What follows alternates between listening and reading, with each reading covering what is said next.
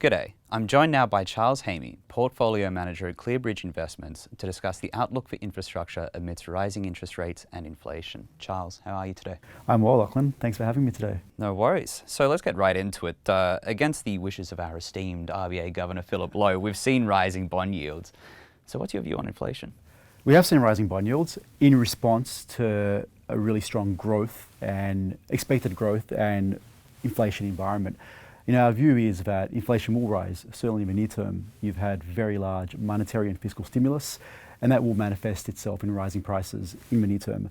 In the medium to long term, our view remains that structurally, with productivity growth, with demographic changes, we won't really see a massive increase in inflation. And we're very confident that we'll return to a level of inflation at or around pre-COVID levels, which is in that 2 to 2.5% range through the cycle. So this is very much a transitory trend in your view?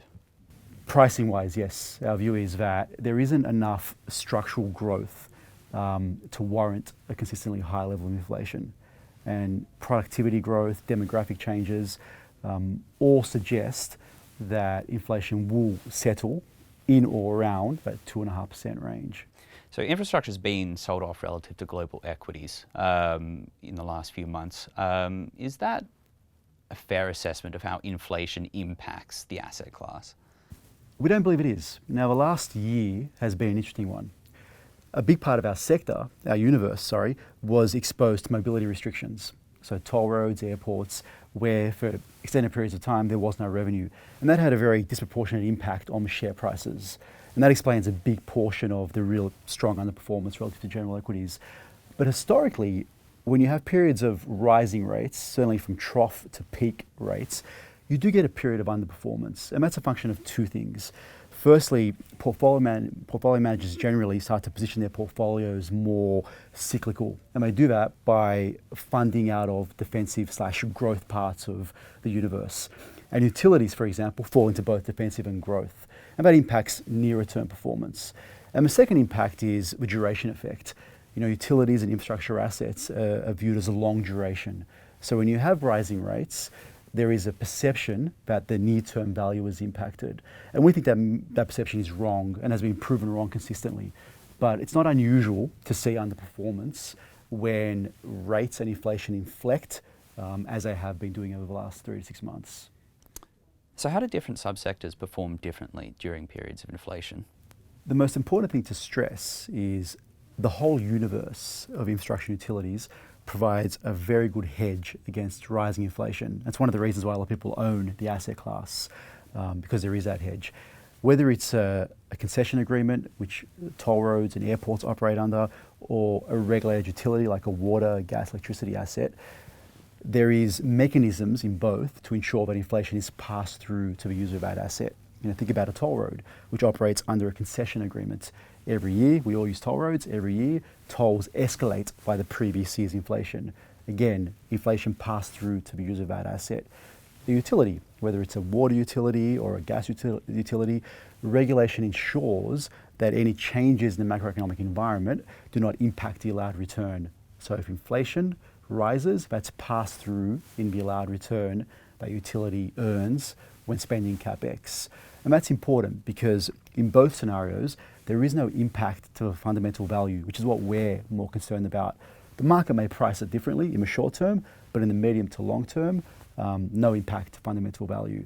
And history has shown that periods of rising inflation historically have been a very good floor for asset prices. And quite often, the sector can do quite well when inflation inflects from trough to peak. So maybe getting personal for a minute, how do you sort of handle your portfolio during times of expected inflation? Again, I think the most important thing to say is that because inflation is passed through to the user of that asset, and as infrastructure experts, we know there is no fundamental impact on the asset by rising inflation, it really doesn't dictate how we position the portfolio. Quite often it's other variables like growth and interest rates that have a more of an impact on fundamental value. And if rising inflation is met by rising interest rates because of rising growth, then typically we'll position the portfolio into more of the user pays assets. So toll roads, where inflation means tolls are rising, but growth outcomes mean that more people are using that asset. So more light vehicles are driving on that road, more heavy vehicles using that road, so revenue goes up. So it's more a function of why inflation is rising and what that means for growth and the interest rate environment that really dictates how we position the portfolio between sectors. So Philip Lowe and obviously other central bankers have all said we aren't going to increase rates until 2023, 2024, obviously in response to whatever comes through on employment. Do you feel that they're going to have their hand force on that, or they're going to stick to their guns? They will stick to their guns.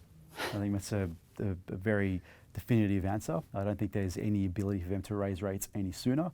The market may view it differently, and you've seen long bonds start to rise, but as it relates to the Reserve Bank, I would be very, very surprised if there's any macro environment where they will start to raise rates, including even if inflation overshoots. I don't think that's a concern. So I think rates will stay low for a long period of time. Well, we'll see who wins the stare-off. Finally, maybe a bit of wisdom for these increasingly interesting times. What last thoughts would you give to an investor in this current environment? I think to be patient. I think as investors, the most powerful thing we have is the ability to be patient and to invest through a cycle and not really worry about the noise and the day-to-day noise that the market can throw up every now and then. And history shows that as long as you remain invested, as long as you can preserve capital and then compound returns through a cycle, that's really the best way to make money. But that all requires patient investing and not really reacting to the noise of the market. Absolutely. Well, thank you for joining us, Charles, and we'll see you next time.